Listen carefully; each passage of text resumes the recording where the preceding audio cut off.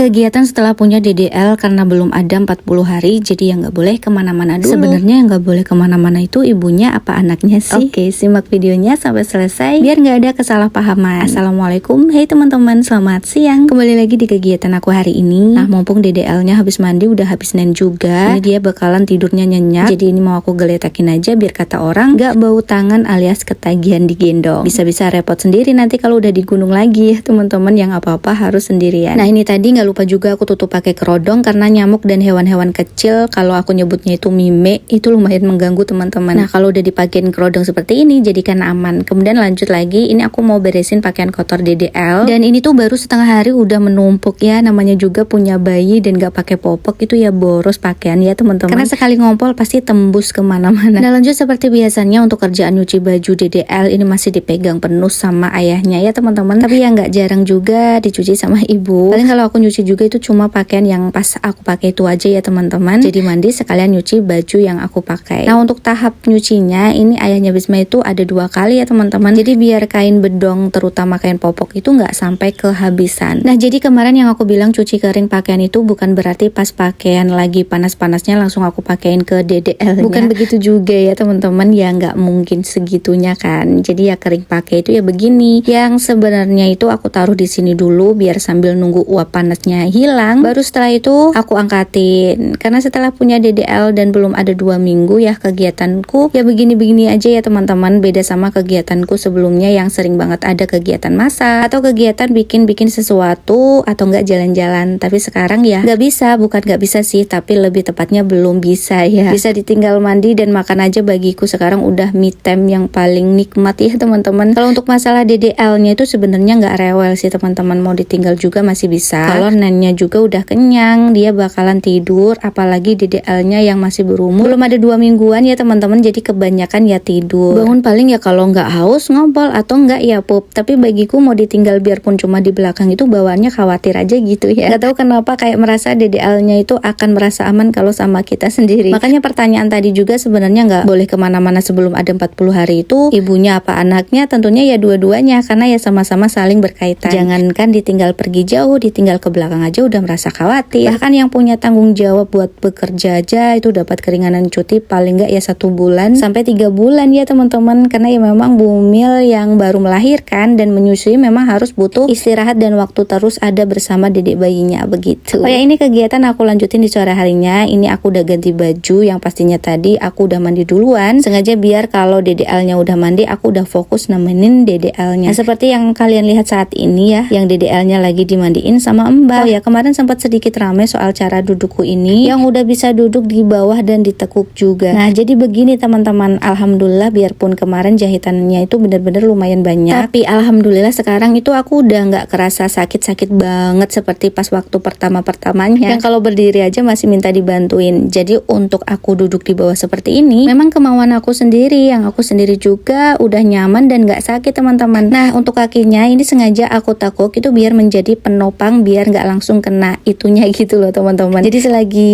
nggak sakit sih menurut aku nggak apa-apa ya. Yang nggak boleh ya yang masih sakit tapi dipaksa, nah itu yang nggak boleh. Pokoknya ya balik ke diri kita masing-masing sih, dan sesuaikan dengan kondisi juga ya teman-teman. Karena gimana jadinya kalau semua apa-apa nggak boleh, terus gimana dong untuk seorang ibu yang habis melahirkan di luaran sana yang dituntut harus apa-apa dikerjakan sendiri, gimana jadinya teman-teman. Itu aku salut banget, karena nggak tahu deh gimana kalau aku jadinya di posisi seperti itu. Yang pastinya aku nggak bisa karena semuanya sendiri loh teman-teman. Masya Allah banget, salut juga ya. Ya pokoknya yang terpenting ya berdoa yang baik-baik aja ya teman-teman, jangan lupa berhati-hati juga. Terus kalau masalah kaki ditekuk takut menimbulkan ini dan itu, aku justru malah nggak tahu teman-teman, tapi alhamdulillah udah dikasih tahu. Insya Allah nanti kedepannya akan ku perbaiki lagi ya teman-teman. Dan di sini aku tidak lupa juga berterima kasih banyak buat saran baiknya dari teman-teman semuanya, itu bertanda kalian sayang sama aku kan. Nah, seperti biasanya setelah mengasihi DDL dan udah kenyang juga, ini waktunya ibunya ngisi tenaga lagi teman-teman, biar nanti waktunya DDL nen itu udah penuh lagi ya. Nah, makanya itu